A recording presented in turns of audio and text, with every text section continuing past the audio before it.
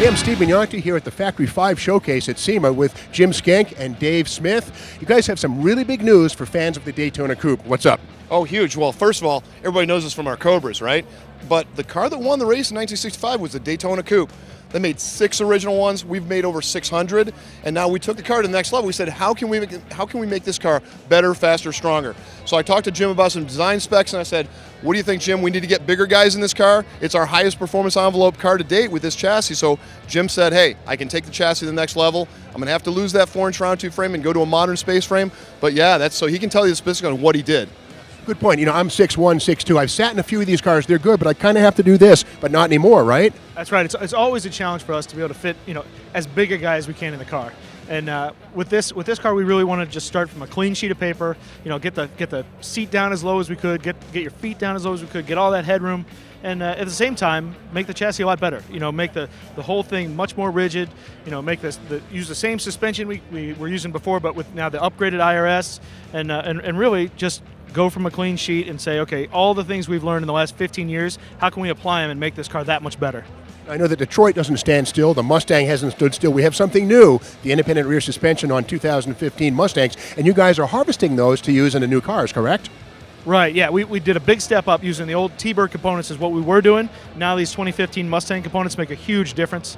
That's really our top-line suspension, and those have been really good for us.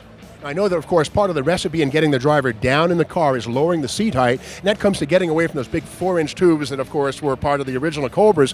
Now, you've actually managed to make smaller tubes but increase torsional rigidity. How do you do that? So really, before we had more of a platform frame using those main rails. This is more of a space frame design where there's a lot more of the tubing. The tubes, work more efficiently. They do a much better job. They're spread out in the places we need them. So this chassis can be 7 times more rigid than the old chassis, and at the same time about the same weight and fit a bigger guy in it. So it really is a much more efficient, chassis. Right, Dave, I understand too that the aesthetics have been improved. Some of the lumpier lines, perhaps, of the older ones have been changed out. What have you done there? Well, if you think about it, the company's grown a lot in skills. From 1999 to now, we're a different company. We've got great corporate partners, we got great software and great hardware that we're working with. Jim's matured a lot, and our whole team has matured a lot in their skills. So we took the shape that was good, and we made it great. So we smoothed it out, made it more aerodynamic, added some more radiuses. It's prettier, it's faster, and it's sleeker. And I think from an efficiency standpoint, from a wind tunnel standpoint, it'll be better. And Jim's got some aero tricks he's going to add on the car now, which is something that's a lot of fun for us, because the original Cobra is about as aerodynamic as a brick, they say. So this one is something that'll slip through the air faster and do a little more performance on the track. Now, how about drive lines? What's new there? Well, we did the chassis, we did the body. Now Jim attacked the driveline. So we're looking at modern running gear. We proved it on the track on the Cobra for the last year. New 5-liter and an IRS. Jim can go through specs on that. It was great. Now, I know that the Coyote engine's fantastic, 412 horsepower, naturally aspirated, and you work up from there. Now, the question I have is, with some of the older Cobra Roadsters, you had a 5-liter Mustang, you took it apart, it was your donor car. With these, do you now have to harvest a 2015 Mustang, or where do the parts come from? We still have the ability to do that, so if somebody wanted to use a donor car, we can still do it. But really, our much more popular option now is we provide all the parts except for the drivetrain, so you can get a crate Coyote engine, brand new transmission, the parts from that 2015 Mustang IRS we can supply. You get all new parts from us and build the car without having to take anything apart or go scrounging for donor parts.